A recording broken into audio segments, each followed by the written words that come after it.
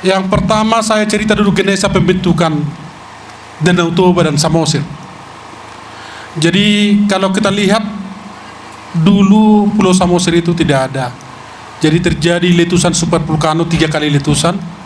Ya, yang pertama 15.000, baru 800.000 tahun yang lalu, baru 74.000 terakhir. Itulah letusan super vulkano yang maha dahsyat. Jadi letusan pertama terjadi Persea Laguboti, letusan kedua Haranggaol, letusan ketiga Pulau Sibandang. Kan? Hasil letusan itu terjadilah kaldera. Kaldera diisi oleh air. Maka kalau kita lihat puncak Samosir itu ada fosil danau semua di puncak Samosir. Jadi 33.000 tahun yang lalu Pulau Samosir itu mengalami pengangkatan. Itulah Pulau Samosir. Itu yang harus kita tahu. Berbicara super vulkano adalah berbicara efusif. Berbicara efusif maka memang ada material yang dilemparkan. Jadi yang pertama perlu saya sampaikan, batuan-batuan besar pasti tidak terlempar jauh, pasti terlempar pendek. Dinding kaldera Danau Toba ini adalah pasti bermuatan material-material besar, ya, batuan-batuan besar. Maka kalau misalnya ini terganggu, ada mengganggu betul kekeseimbangan pasti. Karena kalau kita ambil soil, kulit tanah ini pasti batuan besar semua terlenggokkan. Makanya kalau kita lihat kemarin itu kan batu-batu besar semua yang banjir kan, yang turun. Kalau kita lihat Simanggulape juga sama. Maka dinding kaldera itu semua adalah terisi oleh batuan-batuan besar dan batuan kecil yang terhampakkan jauh. Artinya apa? Ya, yang pertama harapan saya harus dari kita tahu, kita kenali lingkungan kita dulu. Sama dengan daerah Sangboli juga disampaikan tadi, ini harus pemahamannya dulu. Jadi hindarilah berumah di tepi pantai kalau takut di lumpur pasang. Harus seperti itu sebenarnya, itu ilmu. Maka memang kalau di sini hindari di daerah vertikal berumah dan membuat tindakan yang tidak benar kalau tidak kena bencana. Dari kita dulu itu. Ini harus saya tanamkan. Kenapa seperti itu? Ya karena memang daerah kita ini adalah daerah rawan. Kalau misalnya tadi juga saya cerita dengan Amang Pareses, kita coba kebijakan dari pemerintah tidak memberikan izin misalnya pembangunan. Kalau kita lihat sekarang sepanjang air hangat Pangururan, ini juga hanya menunggu waktu kalau menurut saya, kalau tidak patuhi. Itu tidak ada izinnya tapi dipaksakan karena itu lahannya dibangun walaupun terjalan miring, kan seperti itu. Nanti ujung-ujungnya akan terjadi masalah besar juga. Demikian juga dengan di sini. Tadi yang disampaikan Kadis Lingkungan Hidup. Ya kalau tidak orang Sihotang ini juga menjaga yang di puncak sana, ya mau bagaimana? Kenapa? Masyarakat juga udah berladang di atas, kan jadi bahaya. Kan bahaya. Karena saya pastikan tanah penutup atau overburden dengan batuan kecil itu paling dalam 1 meter. Selebihnya itu setelah 1 meter udah pasti batu besar. Maka sangat rawan. Baru tadi Pak Sartono sampaikan juga didapatkan air bawah tanah, kan gitu.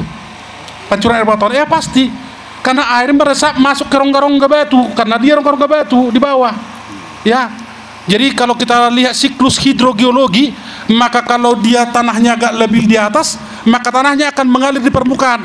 Tapi kalau dia agak permeabilitasnya tinggi, maka airnya akan meresap, dia akan menjadi air bawah tanah, kan seperti itu logikanya. Maka karena dia oleh batu-batu besar, berarti kan ada rongga, peluang air bawah tanah dari atas sana tinggi. Maka apa yang disampaikan Lingkungan Hidup, maka mari bersama kita lakukan penghijauan, penanaman yang besar-besar. Itu logika dasar dulu yang perlu kita bangun. Karena apa? Proses kejadian, dan ini ya saya termasuk orang yang ikut turun juga di lokasi ini. Baru yang kedua, Bapak Ibu, pemerintahan ini tidak berdiri sendiri. Jadi pernyataan Pak Bupati tadi juga saya lihat, saya sudah mau bertanya sebenarnya apa janji pada saat itu. Pak Bupati pada saat itu berjanji memang kalau bisa dikuatkan dengan dokumen dan kekuatan kajian ilmiah, maka saya akan tampil di depan, kan seperti janji Bupati kan. Ya, ini juga menjadi PR kita. Kenapa? Ya karena memang itu tadi kita tahu ya harus ada bukti otentik yang kuat kita pegang untuk menjawab ini semua. Baru yang berikut juga banyak tadi yang disampaikan Tuan Ami. Yang pertama terkait dengan kajian investigasi seperti yang disampaikan, ini secara berjenjang kita lakukan.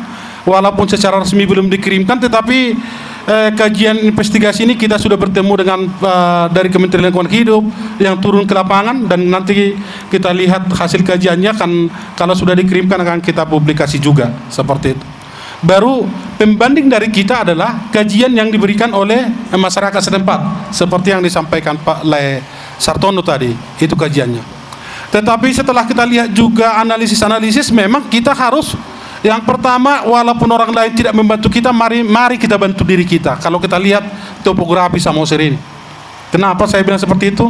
Yang pertama, memang kalau kita lihat di atas sana ada itu sungai-sungai, timbul sungai-sungai atau aliran sungai tidak lancar lagi, sehingga dia tertimbun, maka terjadi berupa embung-embung kecil. Ini jenuh air, setelah dia jenuh air maka dia akan meluap, maka terjadi akan banjir. Jadi sekeliling kaldera atau dinding kaldera Toba rawan, ini akan rawan terjadi. Ini menjadi perhatian kita. Maka untuk mengatasi ini, yang pertama, kebijakan kita kemarin, ketepatan saya juga yang menerima pada saat penyampaian aspirasi oleh masyarakat kita yang datang ke Kabupaten Samosir. Yang kedua, saya juga ikut rapat dengan pendapat dengan DPRD Sumatera Utara terkait dengan kejadian ini. Saya yang mewakili Bupati juga di RDP Provinsi Sumatera Utara, dan saya tegas menyatakan DPRD sebagai perwakilan masyarakat, Bapak juga duduk di sini, adalah ada masyarakat Samosir yang memilih Bapak, sehingga Bapak juga duduk di sini. Itu saya sampaikan. Aspirasi yang saya bawa, karena saya yang menerima masyarakat menyampaikan aspirasi, ini juga harus saya sampaikan di gedung Dewan yang terhormat. Ini juga saya sampaikan. Jadi apa yang disampaikan pada saat datang di halaman kantor Bupati, itu juga saya sampaikan pada saat rapat dengan pendapat di gedung DPRD Provinsi Sumatera Utara. Dan pada saat itu berjanji DPRD Provinsi Sumatera Utara akan berangkat ke Kementerian Lingkungan Hidup. Dan setelah itu memang dari tim Kementerian Lingkungan Hidup bertemu, datang ke Sumatera Utara, kita bertemu Kadis Lingkungan Hidup Kabupaten Samosir, Bupati Samosir, untuk membicarakan, mendiskusikan kembali. Tetapi hasil akhir nanti akan, mungkin kalau sudah dikirimkan akan kita publis kembali. Itu rentetan dan cerita. Baru yang berikut tadi juga disampaikan ke kami terkait dengan upaya penanganan. Bapak Ibu, harus saya sampaikan, kami juga dari Pemkab Samosir merasa belum maksimal yang bisa kami lakukan dengan masyarakat. Tetapi itulah kondisi Kabupaten Samosir saat ini. Yang pertama, pemerintahan ini kewenangan menyangkut masalah kehutanan tidak ada lagi kewenangan Bupati. Maka Bupati itu menampung aspirasi, menyampaikan juga secara berjenjang ke pemerintah atasan, Gubernur dan Bupati. Dan Bupati kita getol menyampaikan, kan seperti itu, ya. Yang kedua, setelah kewenangan tadi yang kami sampaikan juga, itu upaya yang bisa kita lakukan, baru kebijakan-kebijakan yang dilakukan daerah. Memang penanggulangan bencana di Kabupaten Samosir ini, alokasi yang kita buatkan dalam TT tidak begitu besar. Itu diakibatkan oleh alokasi APBD kita juga yang tidak begitu besar. Ini harus kami sampaikan juga, APBD Kabupaten Samosir itu nggak sampai 1 triliun. APBD Samosir itu masih sekitar 900 miliar lebih. Kalau kita lihat biaya operasional dan lain sebagainya, memang ya masih sangat jauh. Jadi belum bisa membenahi seluruh. Kalau kita lihat juga penanganan infrastruktur Samosir masih belum bisa maksimal. Itulah kondisi APBD kita, ya. Berbeda kalau di kawasan Danau Toba mungkin yang di bawah 1 triliun kita dengan Pak Barat, selebihnya memang udah di atas 1 triliun. Jadi kebijakannya juga adalah kebijakan berdasarkan keberadaan APBD. Maka yang kita lakukan dari segala penjuru, kita bantu, kita upayakan kemarin itu mempublikasi dan berkonsultasi, sehingga apa yang bisa kita lakukan kepada masyarakat. Ya kalaupun misalnya belum maksimal yang bisa kami salurkan ke masyarakat pada saat kejadian bencana, tetapi itulah kerja maksimal yang dilakukan oleh pemerintah Kabupaten Samosir, ya. Itulah yang bisa maksimal kami lakukan. Baru yang berikut Bapak Ibu, penanganan pasca bencana kemarin, pematangan lahan dan lain sebagainya. Saya turun juga pematangan lahan, yang walaupun memang belum tentu bisa maksimal kembali ke posisi revitalisasi maksimal, tapi Bapak Ibu juga lihat kondisi kami di lapangan, ya. Berapa kali kami harus melihat di sana dan bagaimana kesiapan operator kita dengan sumber daya yang ada. Tapi saya rasa udah maksimal sesuai dengan sumber daya yang kita miliki, yang walaupun masih jauh dari Pak Kirimota, Daudo bisa pakai mota, mau nasongonon, mau nasongonon, mau nasongonon, kan seperti itu. Itu. Baru yang kedua, di regulasi juga ada pentahapan. Ini pemerintahan kami sampaikan. Jadi kalau sudah bupati tetapkan tanggap darurat, habis tanggap darurat, maka kita ajukan dia misalnya penanganan pasca revitalisasi tanggap darurat. Itulah yang berjalan sekarang. Maka secara administrasi kemarin masih kita lengkapi sehingga bisa kita dilakukan pembenahan oleh BNPB, Badan Nasional Penanggulangan Bencana, dan itu cenderung adalah ke fasilitas publik, jalan, jembatan, dan fasilitas publik lainnya. Itu yang bisa dibantu dari secara nasional. Dan tahapannya juga readiness kriteria yang harus kita lengkapi komplit, ya, komplit yang harus kita siapkan.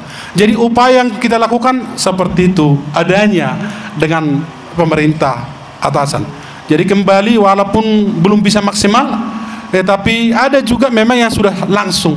Misalnya penanganan sekolah sehingga anak-anak kita tidak terganggu, ya continue kita lakukan penanganan. Baru pematangan lahan sehingga lahannya bisa ditanami kembali, kita juga lakukan pendampingan. Baru normalisasi saluran juga dari BWS, kita juga dampingi di lapangan, walaupun ya karena materialnya itu juga besar, maka memang ada lahan masyarakat juga masih tertanam dengan batuan-batuan besar. Baru dilakukan kegiatan pelaksanaan, tetapi batuan itu juga digunakan dan tidak dibayar. Ini juga harus saya sampaikan. Maka dalam melakukan kontrak itu juga pihak BWS melakukan survei lapangan. Dilihat survei lapangan ini bisa dimanfaatkan, maka dirap juga itu dianalisa seperti itu. Amang do Dainang. Jadi intinya walaupun belum bisa memuaskan, ya pemerintah sudah melakukan semaksimal mungkin. Penanganan infrastruktur pasca mungkin akan ada penanganan setelah bencana ini terjadi. Yang saat ini kita masih tahap asistensi dengan Badan Nasional Penanggulangan Bencana di Jakarta. Mungkin Kepala Badan saya tidak tahu diundang juga sebagai narasumber hari ini. OTW, oke, mudah-mudahan nanti akan diperjelas juga sama Kepala Badan Penanggulangan Bencana Kabupaten Samosir.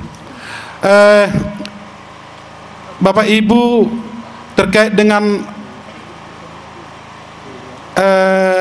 situasi ada dari Pak Sihotang tadi, tidak dari APBD masih digunakan, kan bukan dari ini, kan gitu Pak Sihotang tadi yang dipertanyakan. Ini harus saya sampaikan. Pertama, belum ada kekuatan kita menyatakan bahwa ini akibat penebangan itu, Pak. Kalau sudah ada mungkin bisa seperti yang Pak harapkan. Baru yang kedua, APBD yang digunakan memang APBD itu milik rakyat, Pak. Jadi kalau terjadi seperti itu memang ya APBD lah harus digunakan. Inti utama itu harus itu yang kita gunakan untuk rakyat, karena itu hak rakyat. Seperti itu. Jadi kalau misalnya alat berat kita turun di sana dan BBM-nya adalah dari APBD, ya apa boleh buat, memang uang kita untuk kita, Pak, tidak untuk orang lain. Kan seperti itu. Jadi masih dominan APBD di luar dari pemerhati. Di luar dari pemerhati Samosir yang mengasih hatinya untuk berpartisipasi membantu masyarakat kita yang ada di kenegrian Sihotang kemarin. Baru ada tuntutan juga tadi itu bagaimana dengan perda-perda yang diajukan. Benar, perda terkait pengakuan tanah wilayah sebenarnya kalau lokus-lokusnya itu kan ditetapkan dengan SK Bupati nanti, tapi perdanya sudah kita susun. Tetapi saya takut juga dengan kondisi Samosir kalau perda ini juga dilaksanakan. Ikon hita do sama hita nomor singkat ngatat jadinya. Nyatanya itu yang Tugaraja seperti itu jadinya, dan sekarang yang digugat-gugat jadinya bupati.